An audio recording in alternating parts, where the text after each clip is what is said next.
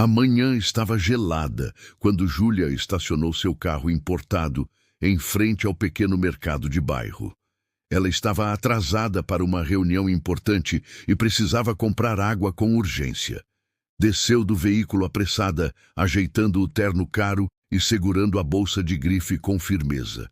Seus saltos altos batiam no chão com pressa enquanto ela entrava no estabelecimento. O mercado era simples e modesto, com corredores estreitos e produtos organizados de forma básica. Júlia pegou 2 garrafas de água mineral e seguiu direto para o caixa, onde havia uma pequena fila de pessoas esperando. Na sua frente, um senhor idoso, com roupas simples e surradas, segurava algumas moedas nas mãos trêmulas, contando devagar para pagar uma caixa de leite e um pacote de pão. Júlia bufou impaciente, olhando ostensivamente para o relógio caro em seu pulso. O idoso contava as moedas pela 3ª vez, com dificuldade, e parecia estar confuso com os valores. A fila não andava, e Júlia sentia a irritação crescer dentro dela como uma onda prestes a explodir. "O senhor pode ser mais rápido? Tem gente com pressa aqui", disse Júlia em voz alta, sem esconder o desprezo na voz. O idoso se virou assustado, com os olhos arregalados, e deixou cair algumas moedas no chão. Elas rolaram pelo piso do mercado fazendo barulho metálico. "Desculpe, moça, estou tendo dificuldade para enxergar direito os valores", explicou o senhor com a voz fraca e envergonhada, abaixando-se lentamente para tentar recolher as moedas caídas. Júlia revirou os olhos dramaticamente e soltou um suspiro alto de impaciência que todos ao redor puderam ouvir claramente. "Se não consegue nem contar dinheiro, não deveria sair de casa sozinho. Está atrapalhando todo mundo aqui", disparou Júlia, cruzando os braços e batendo o pé no chão repetidamente. As outras pessoas na fila olharam para ela com desaprovação visível, mas Júlia não se importou nem um pouco. O idoso juntou as moedas com as mãos, tremendo ainda mais, visivelmente constrangido e humilhado. A atendente do caixa, uma moça jovem de expressão gentil, ajudou o senhor a contar o dinheiro e completou o valor que faltava do próprio bolso sem que ele percebesse. "Está tudo certo, seu Manuel. Tenha um bom dia", disse ela com um sorriso caloroso. O senhor Manuel agradeceu baixinho, pegou sua sacola com as compras e saiu do mercado cabisbaixo, com os ombros curvados e a dignidade ferida. Júlia finalmente pode pagar suas águas e saiu correndo, sem agradecer, sem olhar para trás, sem se importar com o mal que havia causado. Ela chegou ao escritório 10 minutos atrasada. A reunião já havia começado e seu chefe, o Sr. Alberto, estava justamente apresentando alguém importante para toda a equipe reunida na sala de conferências. Júlia entrou tentando ser discreta, mas todas as cabeças se viraram para ela. "Que bom que finalmente chegou, Júlia.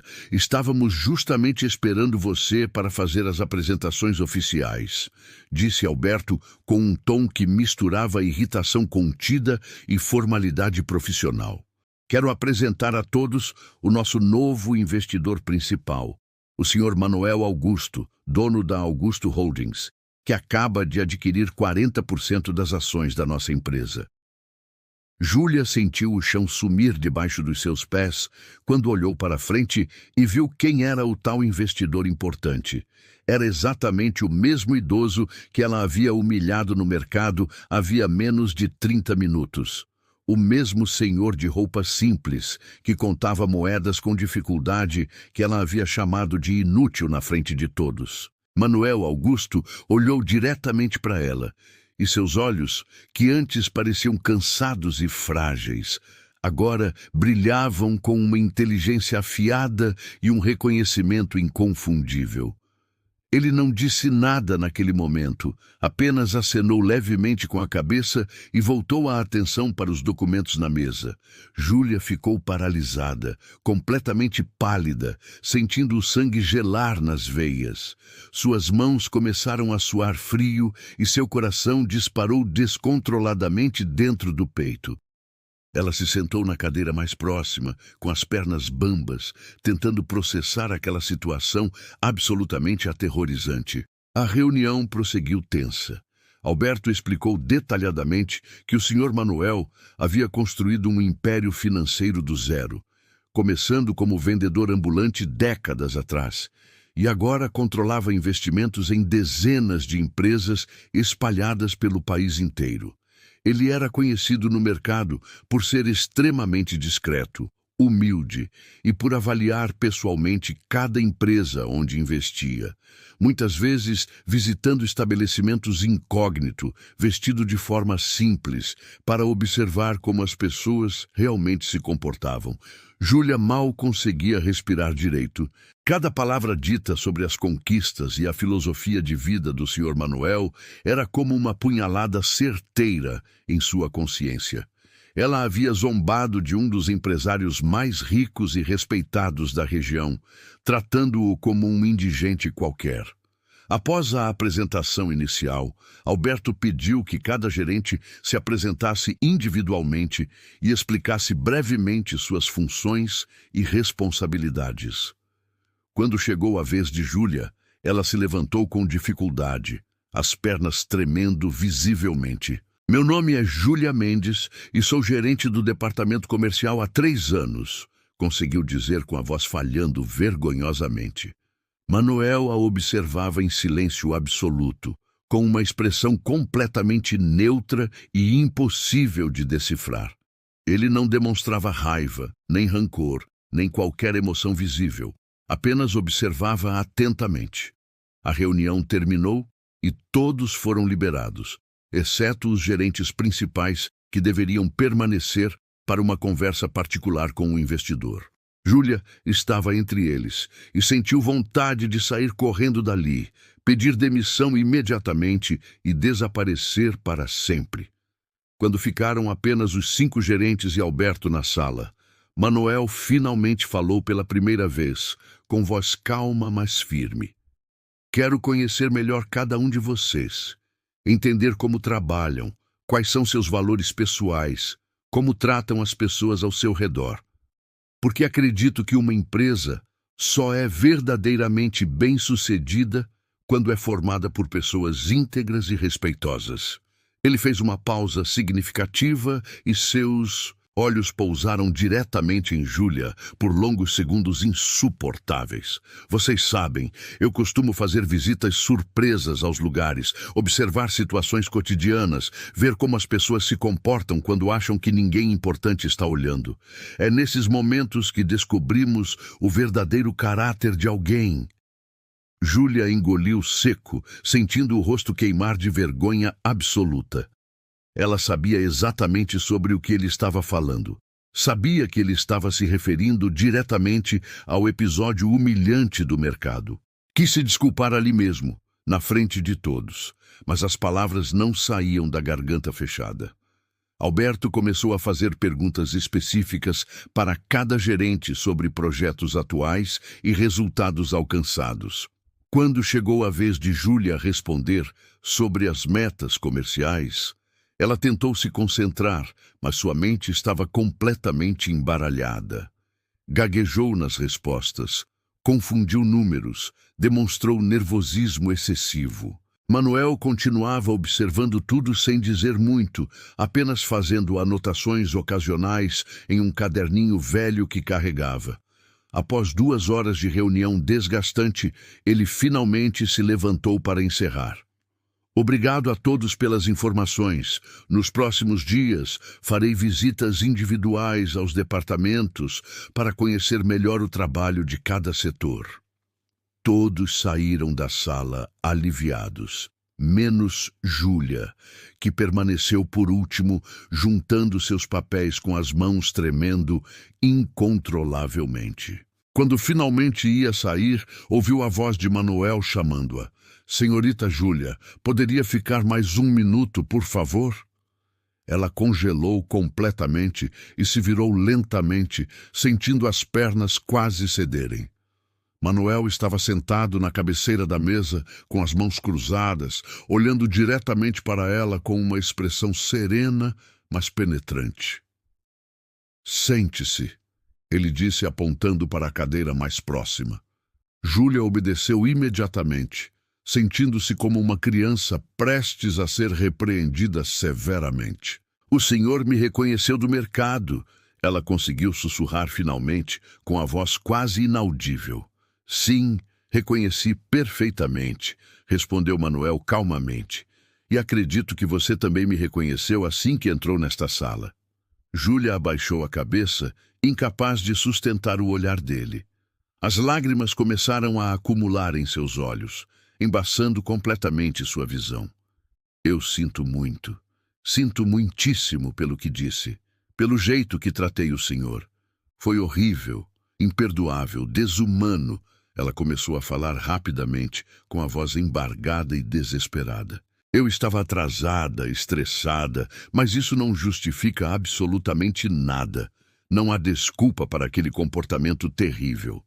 Manuel permaneceu em silêncio por alguns segundos que pareceram uma eternidade, apenas observando-a chorar silenciosamente. Sabe, Júlia, aquela não foi a primeira vez que fui tratado daquela maneira. Acontece com mais frequência do que você imagina, ele disse finalmente com tristeza evidente na voz.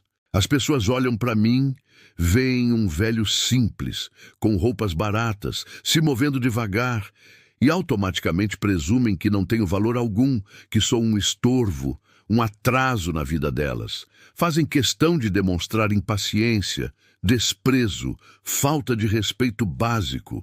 Júlia continuava de cabeça baixa, as lágrimas caindo livremente sobre suas mãos fechadas no colo.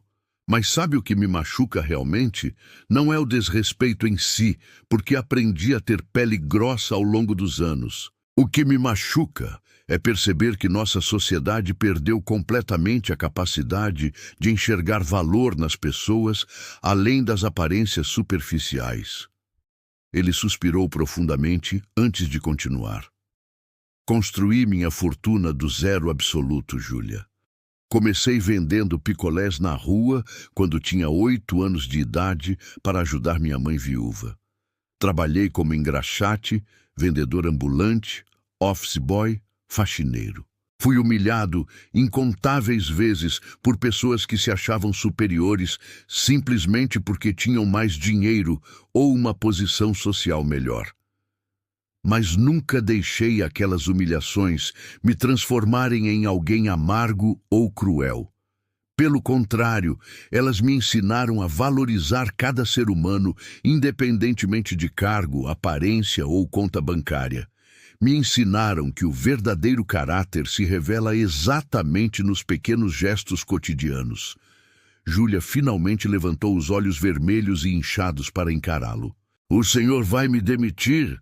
perguntou com a voz falhando completamente. Manuel inclinou a cabeça ligeiramente, pensativo. "Honestamente, meu primeiro impulso quando vi você entrar nesta sala foi exatamente esse. Pensei, essa pessoa não merece trabalhar em nenhuma empresa que carrega meus investimentos. Mas então me lembrei de algo importante que meu falecido pai costumava dizer." Ele fez uma pausa, olhando pela janela grande. Ele dizia que todos merecem uma chance de reconhecer seus erros e crescer a partir deles. Que o verdadeiro teste do caráter não é nunca cometer erros, mas sim o que fazemos depois que os cometemos. Então não vou demiti-la hoje. Mas vou fazer algo diferente. Vou dar uma tarefa especial para você realizar durante os próximos 30 dias. Se completar essa tarefa com sinceridade e dedicação genuína, considerarei o assunto encerrado. Se não, bem, aí sim teremos que reavaliar sua posição nesta empresa. Júlia limpou rapidamente as lágrimas do rosto, tentando se recompor. "Qualquer coisa, senhor. Farei qualquer coisa que o senhor pedir. Prometo." Manuel então explicou detalhadamente a tarefa. Durante os próximos 30 dias, Júlia deveria dedicar 2 horas de cada sábado para fazer trabalho voluntário no asilo municipal, ajudando a cuidar dos idosos abandonados que viviam lá. Ela deveria conversar com eles, ouvir suas histórias, ajudar nas refeições, fazer companhia genuína. Quero que você veja os idosos como seres humanos completos, com histórias ricas, experiências valiosas, sentimentos profundos. Quero que entenda que um dia, se tiver sorte de viver bastante, você também será idosa. E como gostaria de ser tratada nesse momento? Júlia concordou imediatamente, prometendo cumprir rigorosamente a tarefa. Naquela mesma semana, ela começou o trabalho voluntário no Asilo São Francisco. O lugar era limpo, mas triste, com corredores longos pintados de bege, cheiro forte de desinfetante e uma atmosfera pesada de abandono. No primeiro dia, Júlia se aproximou de uma senhora chamada Dona Irene, que estava sentada sozinha numa cadeira de rodas perto da janela, olhando para o jardim externo. "Bom dia, Dona Irene. Meu nome é Júlia e vim fazer companhia para a senhora", disse timidamente. A idosa virou lentamente a cabeça, revelando um rosto enrugado, mas ainda bonito, com olhos azuis penetrantes. "Você veio porque quer ou porque foi obrigada?", perguntou diretamente, com uma lucidez surpreendente. Júlia hesitou, sem saber se deveria mentir ou ser honesta. "Fui obrigada", admitiu finalmente, sentindo as bochechas corarem. "Cometi um erro terrível. Tratei mal uma pessoa idosa, e esta é minha punição." Dona Irene soltou uma risada rouca. "Pelo menos é honesta. Isso já é um começo melhor que a maioria." Elas começaram a conversar e Júlia descobriu que Dona Irene havia sido professora primária por 40 anos, ensinando centenas de crianças a ler e escrever. Havia perdido o marido jovem na guerra, criado 3 filhos sozinha, com imenso sacrifício. E agora estava ali porque os filhos consideravam-na um fardo pesado demais. "Nenhum deles tem tempo para mim. Estão ocupados demais com suas carreiras brilhantes, suas famílias perfeitas, seus compromissos inadiáveis. Então, me colocaram aqui e visitam uma vez por mês, mais por obrigação social do que por amor verdadeiro", contou Dona Irene sem amargura, apenas com uma tristeza resignada. Júlia sentiu uma pontada dolorosa no coração. Ela estava se tornando exatamente como aqueles filhos ingratos, tão absorvida em sua carreira e ambições que havia perdido completamente a humanidade básica. Passou aquelas 2 horas ouvindo atentamente as histórias fascinantes de Dona Irene, sobre os tempos antigos, sobre os desafios que enfrentou, sobre os alunos que nunca esqueceu. Nos sábados seguintes, Júlia conheceu outros residentes igualmente incríveis. Conheceu seu Ernesto, ex-combatente de guerra que havia salvado dezenas de vidas, mas agora vivia esquecido. Conheceu Dona Marta, que foi enfermeira durante 50 anos e cuidou de milhares de pacientes com dedicação absoluta. Conheceu seu Paulo, carpinteiro aposentado, que construiu casas para famílias pobres gratuitamente durante décadas.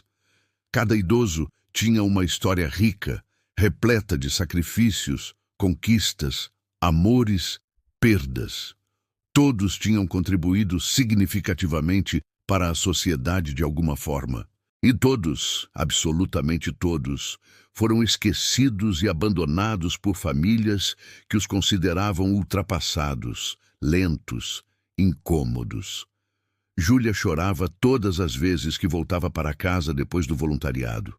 Chorava pela injustiça cruel, pela ingratidão humana, pela própria cegueira que a havia impedido de enxergar valor nas pessoas idosas.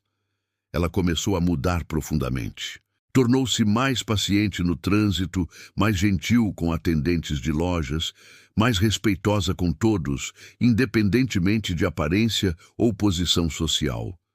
Começou a ajudar espontaneamente pessoas idosas que via nas ruas, oferecendo apoio para atravessar, carregando sacolas, ouvindo pacientemente.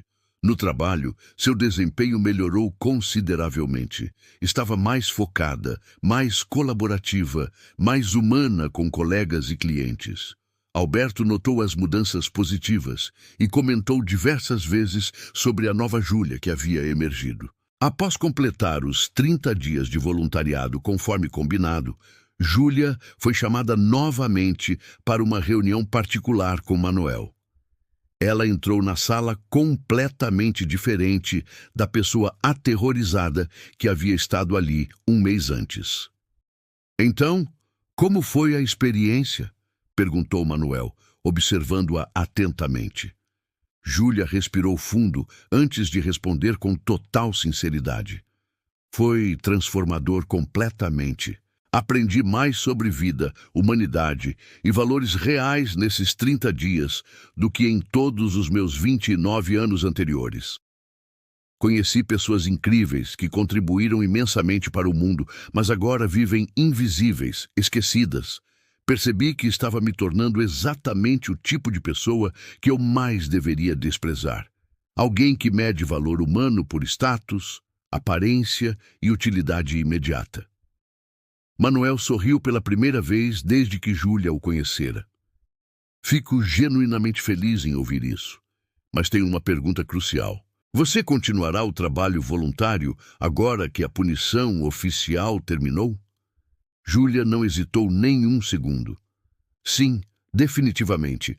Na verdade, já conversei com a coordenadora do asilo e me comprometi a ir todo sábado de manhã indefinidamente.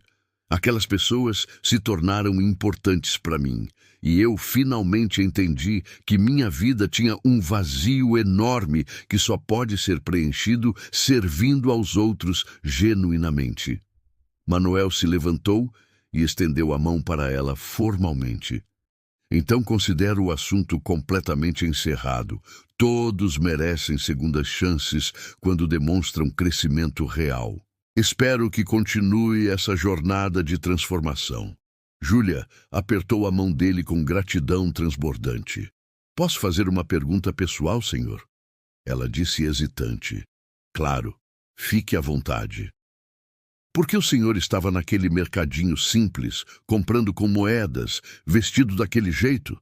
Um homem com seus recursos poderia comprar qualquer coisa, em qualquer lugar sofisticado. Manuel riu suavemente. Por que, Júlia? Riqueza material nunca mudou quem eu sou essencialmente. Continuo sendo o menino pobre, que vendia picolés, que valoriza cada centavo, que prefere simplicidade à ostentação vazia. Visto roupas simples porque são confortáveis e práticas.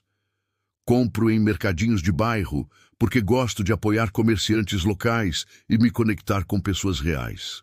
E conto moedas devagar, não apenas porque minha visão está realmente falhando com a idade, mas também porque me recuso a apressar a vida. Cada momento é precioso, mesmo os aparentemente insignificantes, como pagar por leite e pão. Muitas pessoas passam a vida inteira correndo atrás de algo que nunca alcançam porque esqueceram de viver o presente. Aquelas palavras ficaram gravadas profundamente na alma de Júlia. Ela saiu daquela reunião completamente transformada, carregando lições que nenhuma universidade cara ou curso de MBA jamais poderia ensinar.